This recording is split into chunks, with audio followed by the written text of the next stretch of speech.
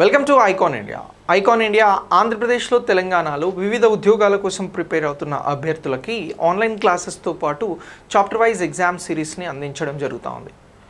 So మీకు సిలబస్లో అడుగుతున్నటువంటి గ్రూప్ 1 కానీ గ్రూప్ 2 ఎగ్జామ్స్కి సంబంధించి సిలబస్ అనేది ఏపీపీఎస్సి బోర్డు ఇవ్వడం జరిగింది.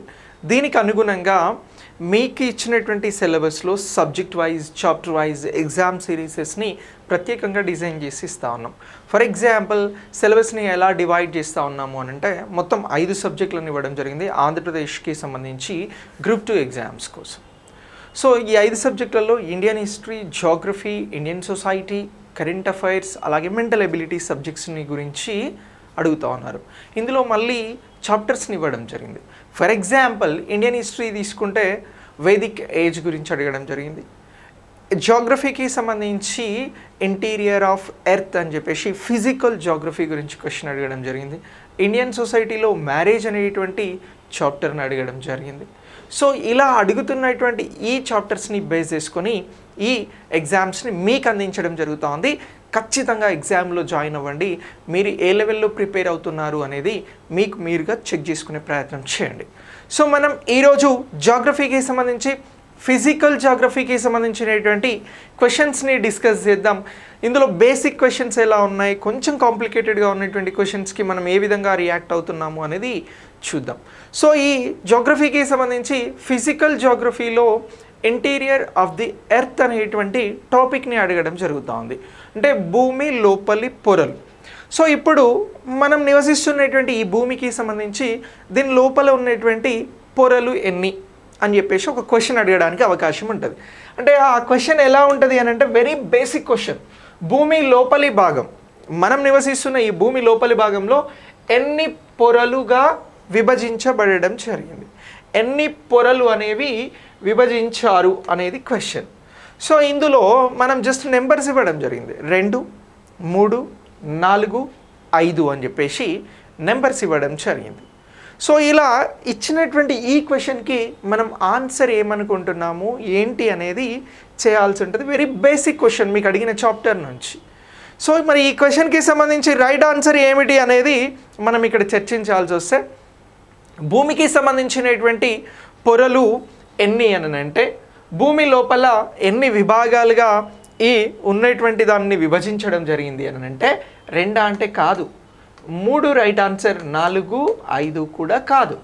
సరే ఆ 3 ఏమిటి అని చెప్పేసి అడగడానికి కూడా అవకాశం ఉంటుంది. అంటే ఇంకొక క్వశ్చన్ మనం ఎక్స్టెండ్ చేసుకుంటే సబ్జెక్ట్ని ఇంకొక క్వశ్చన్ ఏమని అడుగుతారు అని అంటే భూమి లోపల 3 పొరలు ఉన్నాయి, అవి ఏమిటి గుర్తించండి అని చెప్పేసి అడుగుతారు.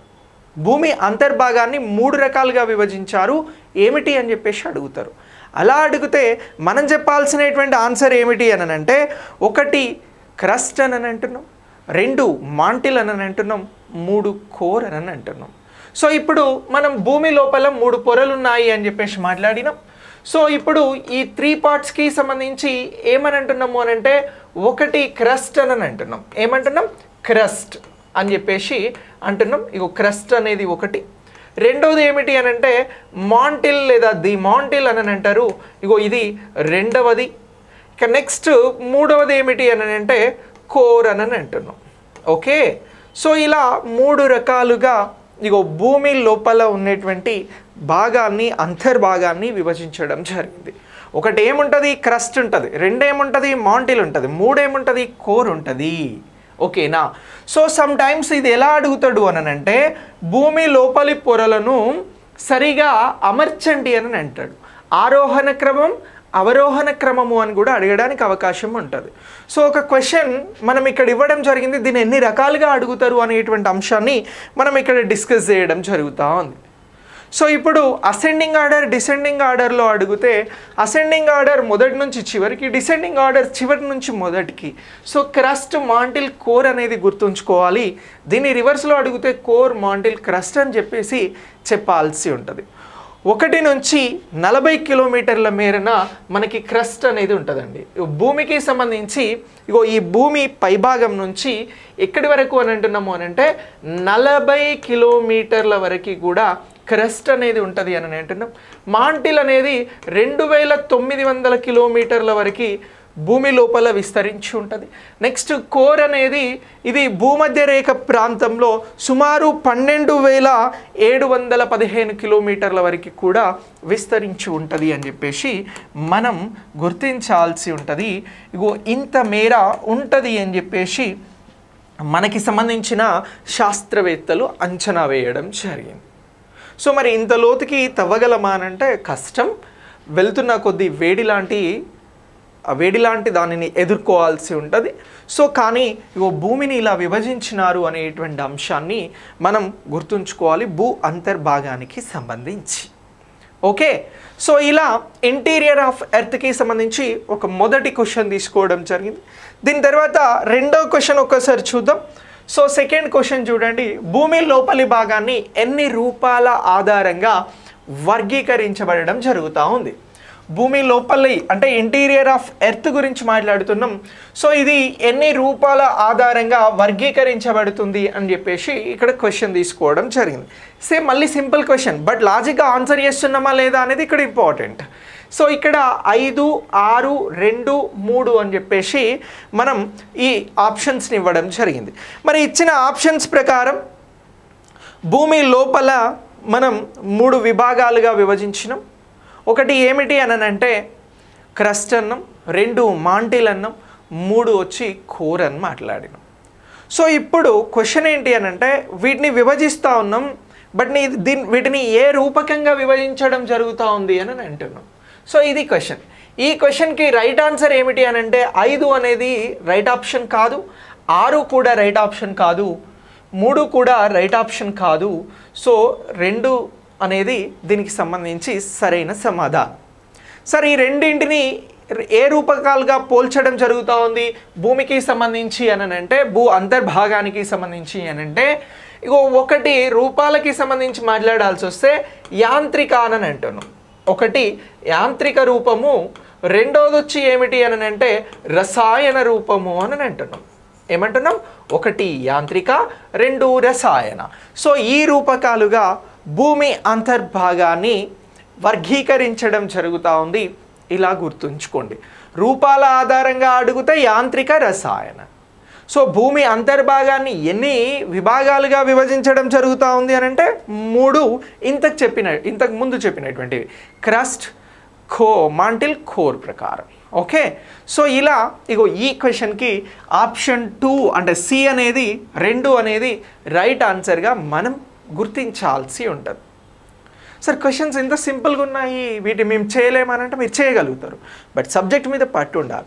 మీరు చదివింది ఎంత మేర గుర్తుంది అని మీరు చెక్ చేసుకోవడం కోసం మీకు ఇట్లాంటి చాప్టర్ వైజ్ ఎగ్జామ్ సిరీసెస్ చాలా చాలా ఇంపార్టెంట్. సో వాటిని ఆలస్యం చేయకుండా జాయిన్ అవ్వండి. Okay, right. ఇది జియోగ్రఫీకి సంబంధించి మరొక క్వశ్చన్ కూడా చూద్దాం. లిథోస్పియర్, ఆస్ట్రోనోస్పియర్ మరియు మెసోస్పియర్లు భూమి లోపల ఏ రూపాన్ని కలిగి ఉంటాయి? సో ఇక్కడ మనం లిథోస్పియర్ అని అంటున్నాం, ఆస్ట్రోనోస్పియర్ అని అంటున్నాం, మెసోస్పియర్ అని అంటున్నాం. సో ఇవి భూమి లోపల ఏ రూపాన్ని కలిగి ఉంటవి అని చెప్పేసి అడగడం జరుగుతూ ఉంది. అంటే మనం ఇంతకుముందు అన్నాం కదా, యాంత్రిక రూపము, రసాయన రూపము, కొన్ని జీవ లక్షణాలను కూడా కలిగి ఉన్నటువంటివి ఉంటాయి. సో వీటికి సంబంధించి ఇగో పైవన్న అని చెప్పేసి ఇక్కడ మనం ఆప్షన్స్ ఇవ్వడం జరుగుతూ ఉంది. మీరేమనుకుంటున్నారు కమెంట్ బాక్స్లో పోస్ట్ చేయండి. లిథోస్పియర్, ఆస్ట్రోనోస్పియర్ అలాగే మెసోస్పియర్లకి సంబంధించి యాంత్రిక రూపంలో ఉంటాయా, రసాయన రూపంలో ఉంటాయా, జీవ లక్షణాల పైవన్నయా? మీరేమనుకుంటున్నారు అనేది దీనికి సంబంధించి ఒకసారి మీ ఆన్సర్ని పోస్ట్ చేయండి. Okay, right. సో ఇప్పుడు మనం భూమి లోపలి రూపాన్ని రెండు రకాలుగా ప్రధానంగా విభజించినాం. అది ఒకటి యాంత్రిక అని అంటున్నాం, మరొకటి వచ్చి రసాయన అని అంటున్నాం. సరే, ఇప్పుడు యాంత్రిక రసాయనకి సంబంధించి మాట్లాడితే మనం ఇక్కడ చెప్తున్నటువంటి క్వశ్చన్లో చూపెడుతున్నటువంటి లిథోస్పియర్, ఆస్ట్రోనోస్పియర్, మెసోస్పియర్లు అనేవి ఏంటి అని అంటే యాంత్రిక రూపం కలిగినటువంటివి. ఏ రూపము అని అంటున్నాం? యాంత్రిక రూపం కలిగినటువంటివి అని అంటున్నాం. సో యాంత్రిక రూపంలో ఉన్నటువంటి ఇగో ఈ స్పియర్స్ అనేవి వేటికి సంబంధించినవి అని అంటే యాంత్రిక రూపానికి సంబంధించినవి అని అంటున్నాం. ఇలా గుర్తుంచుకోవాలి. సో లేకపోతే క్వశ్చన్ మిమ్మల్ని ఇలా కూడా అడగడానికి అవకాశం ఉంటుంది. ఇంటీరియర్ ఆఫ్ ద ఎర్త్కి సంబంధించి యాంత్రిక రూపంలో ఉండేటువంటి భూమి లోపలి పొరలను గుర్తించండి అని అంటారు. సో అప్పుడు లిథోస్పియర్, అస్తోనోస్పియర్, మెసోస్పియర్ అనేవి భూమి లోపల యాంత్రికంగా ఉండేటువంటివిగా మనం ఇక్కడ గుర్తించాల్సి ఉంటుంది. దీనికి సంబంధించి ఇవి మనం ఇంపార్టెంట్గా గుర్తుంచుకోవాలి. మనకి భూమిపైన ఉండేటువంటి హైడ్రోస్పియర్ వాతావరణం మినహాయించి మిగతావన్నీ కూడా భూమి లోపల ఉంటాయి. ఆ లోపల ఉండేవి లిథోస్పియర్, అస్తోనోస్పియర్, మెసోస్పియర్. ఇవి యాంత్రిక రూపంలో భూమి లోపల ఉంటాయి అనేటువంటి అంశాన్ని మనం ఇక్కడ ప్రత్యేకంగా గుర్తించాల్సి ఉంటుంది.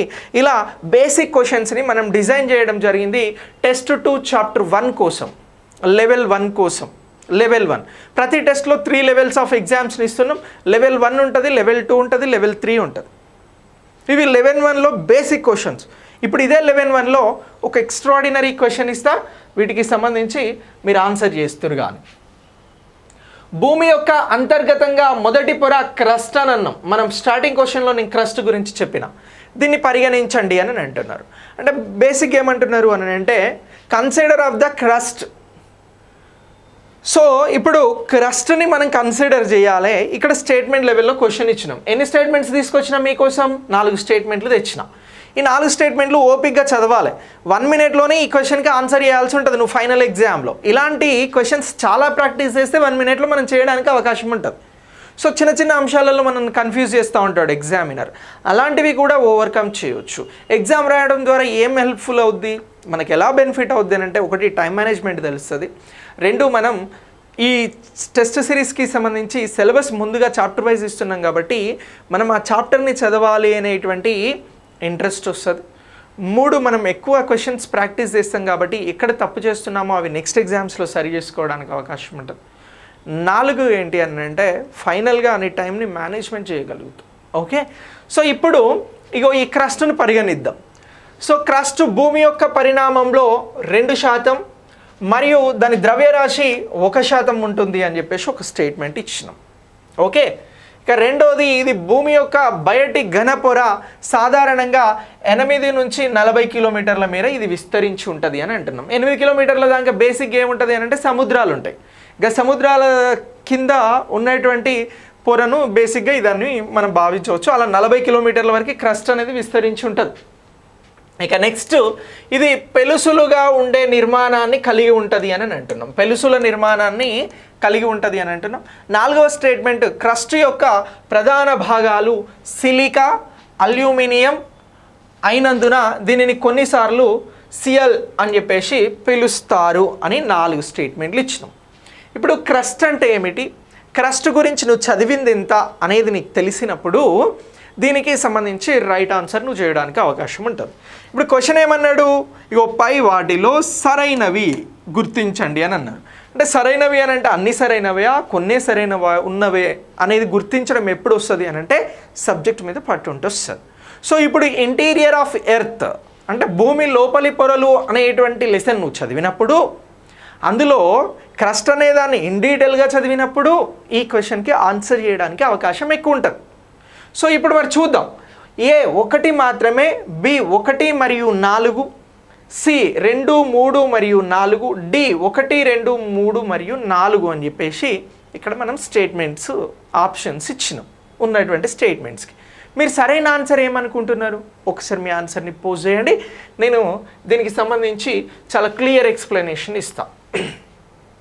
మనం బేసిక్గా భూమి అంతర్గత పొరలను 3 రకాలుగా విభజించడం. అందులో ఫస్ట్ ఉన్నటువంటి ఫేజ్ గురించి మాట్లాడుతున్నాం, అదే క్రస్ట్ అని చెప్పేసి మాట్లాడడం జరుగుతూ ఉంది. ఈ క్రస్ట్ ఇక్కడ భూమి యొక్క పరిమాణంలో 2% ఉన్నది అని అన్నాం. 2% లేదురా, ఇది 1% ఉన్నది అని చెప్పేసి గుర్తుంచుకోవాలి. ద్రవ్యరాశి 1% అన్నాం, ఇది 0.5% ఉంటుందిరా. ఓకేనా? సో ఇలా ఈ రెండింటిని ఐడెంటిఫై చేయగలిగితే ఈ స్టేట్మెంట్ అనేది రైట్గా అంటే ఇచ్చిన ఆప్షన్స్ తప్పు, ఇచ్చిన అంశాలు తప్పుగా ఉన్నాయి కాబట్టి ఇది తప్పు స్టేట్మెంట్. ఓకే, ఎందుకు ఇది తప్పని నువ్వు గుర్తించడం అంటే ఇక్కడ 1% అని నువ్వు సరిగా చెప్పినావు, ఇక్కడ 0.5 అని అన్నావు. కానీ ఎగ్జామినర్ క్వశ్చన్ ఎలా డిజైన్ చేసిండు, ఇగో ఈ పర్సంటేజ్ల రూపంలో నిన్ను కన్ఫ్యూజ్ చేయడానికి ప్రయత్నం చేసిండు. బట్ నీ క్రస్ట్ అనేటువంటి లెసన్ చదివి ఉన్నావు, ఈ టాపిక్ని చదివి ఉన్నావు కాబట్టి సో చాలా ఈజీగా ఐడెంటిఫికేషన్ వచ్చేసింది. ఇప్పుడు రెండో స్టేట్మెంట్ ఏమంటున్నాం, ఇది భూమి యొక్క బయటి ఘన పొర ఇది సాధారణంగా 8 నుంచి 40 కిలోమీటర్ల వరకు ఉంటుంది అని అన్నాం. క్రస్ట్లో నేను చెప్పిన 1 నుంచి 40 కిలోమీటర్ల వరకు ఇది ఉంటుంది అని చెప్పినాం. ఇది రైట్ స్టేట్మెంట్ మనకి ఇచ్చిన దాంట్లో. ఇది పెలుసులుగా ఉండే నిర్మాణాన్ని కలిగి ఉంటుంది అని అన్నాం, ఇది కూడా రైట్ స్టేట్మెంటే అని అంటున్నాం. ఇక క్రస్ట్ యొక్క ప్రధాన భాగాలు సిలికా ఎస్ఐ అని పిలుస్తాం, అల్యూమినియం ఏఎల్ అని పిలుస్తాం, ఇక్కడ తెలుగులో వచ్చింది. సో అయినందున దీన్ని కొన్నిసార్లు సిఎల్ అని చెప్పేసి పిలుస్తారు అని అంటున్నాం. ఎస్, ఈ స్టేట్మెంట్ రైటా రాంగ్ అని అంటే రైట్. సో మనకి క్రస్ట్లో ప్రధానంగా మూలకాలకి సంబంధించి సిలికా అనేటువంటి మూలకం, అల్యూమినియం అనేటువంటి మూలకాలు అనేవి లభిస్తూ ఉన్నాయి. సో ఇలా ఇగో ఈ క్రస్ట్కి సంబంధించి 3 స్టేట్మెంట్లు రైట్. 2, 3, 4 ఎక్కడుంది, సిలో ఉంది. కాబట్టి సి అనేది దీనికి సంబంధించినటువంటి రైట్ ఆన్సర్ క్రస్ట్కి సంబంధించి. సో ఇక్కడ మనం మాట్లాడిన పరిమాణం భూమిలో 1% అంటున్నాం, ద్రవ్యరాశి 0.5% అంటున్నాం. దీన్నే మాస్ అని కూడా అంటాం. సింపుల్గా చెప్పాలి అని అంటే ద్రవ్యరాశి అంటే బరువురా, ఏదైనా ఒక వస్తువుకి సంబంధించినటువంటి బరువు లేదా శక్తి. ఇప్పుడు ఫర్ ఎగ్జాంపుల్ ఇగో నేను రాస్తున్నటువంటిది ఉంది కదా, దీని బరువు 20 గ్రామ్స్ లేదా 10 గ్రామ్స్ అనుకుందాం. ఇగో దీనికి సంబంధించిన ద్రవ్యరాశి బరువు లేదా దానికి సంబంధించిన శక్తినే మనం మాస్ అంటే ద్రవ్యరాశి అని అంటాం. సో ఇలా ఇగో ఈ క్రస్ట్కి సంబంధించి పరిమాణం 1% ఉంటుంది, భూమిలో మాస్ ద్రవ్యరాశి వచ్చి 0.5% ఉంటుంది అని చెప్పేసి గుర్తుంచుకోండి. ఇలా ఈ స్టేట్మెంట్ని తప్పుగా డిజైన్ చేసినాం, మిగతావన్నీ రైట్ ఇచ్చినాం కాబట్టి 2, 3, 4 అనేది ఇక్కడ రైట్ ఆన్సర్గా పరిగణించబడుతూ ఉంది. ఓకే, ఇక నెక్స్ట్ దీని తర్వాత మనం మరొక క్వశ్చన్ చూద్దాం. మరొక క్వశ్చన్ ఏముంది అనేది మీకు ఇక్కడ నేను ప్రజెంట్ చేస్తా ఉన్నా. భూమి యొక్క అంతర్గత నిర్మాణంలో 2వ పొర. ఇప్పుడు మాంటిల్ని మనం పరిగణించాలి. సో భూమి అంతర్గత పొరలు అని అంటే 3, 1 క్రస్ట్, 2 ది మాంటిల్, 3 వచ్చి కోర్ అని అంటున్నాం. ఈ మూడింటిని బాగా గుర్తుంచుకోండి, 1 మార్క్ వస్తుంది. సో ఆ మార్క్ ఏ రూపకంగా వస్తుంది అనేది మనం క్వశ్చన్స్ డిజైన్ చేయడం జరిగింది. ఇప్పుడు ఈ లెసన్ని ఏబిపిఎస్సికి సంబంధించి ఒక చాప్టర్గా అడుగుతా ఉన్నారు జాగ్రఫీలో, పక్కా 1 or 2 మార్క్స్ వస్తాయి ఇందులో నుంచి, నో డౌట్. సో ఇప్పుడు భూమి యొక్క అంతర్గత నిర్మాణంలో 2వ పొర మాంటిల్ని పరిగణించండి అని చెప్పేసి అడగడం జరిగింది. మాంటిల్ యొక్క మందం సుమారు 2900 కిలోమీటర్లు అని అంటున్నాం. ఓకే, ఇది స్టేట్మెంట్ నెంబర్ 1. స్టేట్మెంట్ నెంబర్ 2 ఏంటంటే మాంటిల్ యొక్క పరిమాణంలో 84% మరియు దాని ద్రవ్యరాశి 67% అని అంటున్నాం. సో ఇక సిలికాన్ మరియు మెగ్నీషియం మాంటిల్లో కీలకమైనటువంటి అంశాలు కాబట్టి దీన్ని సీమ అని కూడా అంటారు. ఇక నెక్స్ట్ పొర క్రస్ట్ కంటే ఎక్కువ సాంద్రతను కలిగి ఉంటుంది. ఇది 3.3 నుంచి 5.4 గ్రాముల బై సెంటీమీటర్స్ 3 వరకు ఉంటుంది అని చెప్పేసి 4వ స్టేట్మెంట్ ఇవ్వడం జరిగింది. ఈ ఇచ్చిన స్టేట్మెంట్లలో మళ్ళీ ఏమడుగుతున్నాం, విచ్ ఈజ్ కరెక్ట్ అని అంటున్నాం, సరైనవి గుర్తించండి అని అంటున్నాం. సో 1 మరియు 3 ఇక్కడ మాత్రమే వచ్చిందిరా. ఇక నెక్స్ట్ 1 మరియు 2, 2, 3 మరియు 4, 1, 2, 3 మరియు 4 అని అంటున్నాం. మరి ఇచ్చిన దానికి సంబంధించి సరైనటువంటి ఆన్సర్ ఏంటి అనేది ఒకసారి చూద్దాం రా. రైట్, ఇగో ఈ స్టేట్మెంట్స్ని ఒకసారి పరిశీలిస్తే మీరు రైట్ ఆన్సర్ అనుకున్నది అయ్యిందా కాలేదా అనేది ఒకసారి చెక్ చేసుకోండి. మాంటిల్ యొక్క మందం సుమారు 2900 కిలోమీటర్లు అని అంటున్నాం, ఇది రైట్ స్టేట్మెంట్ రా. మాంటిల్ యొక్క పరిమాణం భూమిలో ఎంత ఉంటుంది అని అంటే 84%, ఇది రైట్. సో ఇది పరిమాణం పరంగా 84% మాంటిల్ అనేది భూమి లోపలి పొరలో ఇంత పరిమాణం ఆక్రమించడం జరిగింది, అది 84% అని అంటున్నాం. ఓకే, ఇక నెక్స్ట్ ద్రవ్యరాశికి సంబంధించి ఇది 67%. ఇంతకుముందు మనం మాట్లాడినటువంటి మాస్ బరువు ద్రవ్యరాశి 67% ఆక్రమించింది అనేది కూడా ఇది రైటే. సెకండ్ స్టేట్మెంట్ కూడా సరైనది. ఇక నెక్స్ట్ సిలికాన్ మరియు మెగ్నీషియం మాంటిల్లో కీలకమైనటువంటి అంశాలు కాబట్టి దీన్ని సీమ అని చెప్పేసి పిలుస్తూ ఉన్నాం. ఇది కూడా రైటే. మనకి క్రస్ట్లో ఏముంటుంది అని అంటే సిలికా అండ్ అల్యూమినియం అని చెప్పేసి మాట్లాడినామా. సో సిలికా అండ్ మరొకటి ఏంటి అంటే ఎస్ అల్యూమినియం అని మాట్లాడినాం. బట్ ఇక్కడ ఏంటి అని అంటే సిలికాతో పాటు మెగ్నీషియం అనేది ఉంటుందిరా. సో మనకి ఆవర్తన పట్టిక అని ఉంటుంది కదా, అందులో 12కి సంబంధించినటువంటి నెంబర్తో ఉండేటువంటి మూలకమే ఈ మెగ్నీషియం. ఓకే, ఈ సిలికాన్ ఎందుకు ఉపయోగపడుతుంది అని అంటే మనం ఇప్పుడు చిప్స్ వాడుతూ ఉంటాం కదా, సెమీ కండక్టర్స్ అని వింటూ ఉంటాం. మనకు ఉన్నటువంటి ఏ ఎలక్ట్రానిక్ గాడ్జెట్ వర్క్ చేయాలన్నా కూడా అందులో సెమీ కండక్టర్ అనేది చాలా చాలా ఇంపార్టెంట్. సింపుల్గా చెప్పాలంటే పవర్ని కంట్రోల్ చేసేటువంటిది. సో సెమీ కండక్టర్ యూసేజ్లో సిలికాన్ అనేది అత్యంత కీలకమైనటువంటి మూలకంగా ఉపయోగించడం జరుగుతూ ఉంది. ఎలిమెంట్స్ అంటాం కదా, ఎలిమెంట్స్. సో అలాగే మెగ్నీషియం అనేది కూడా ఇగో ఈ మాంటిల్లో ఉంటుంది అని అంటున్నాం కాబట్టి దీన్ని సీమ అని అన్నాం. ఇది కూడా రైట్ స్టేట్మెంట్. ఇక నెక్స్ట్ 4వ స్టేట్మెంట్ వచ్చి క్రస్ట్ కంటే ఎక్కువ సాంద్రతను కలిగి ఉంటుంది. ఇక్కడ 3.3 నుంచి 5.4 గ్రామ్స్ వరకు ఇది ఉంటుంది అని అన్నాం. ఇది కూడా రైట్ స్టేట్మెంట్సే. సో ఇలా 4 స్టేట్మెంట్లు కూడా రైట్ కాబట్టి మనకి ఇచ్చినటువంటి ఆప్షన్లలో D is the right answer అని చెప్పేసి గుర్తించాల్సి ఉంటుంది.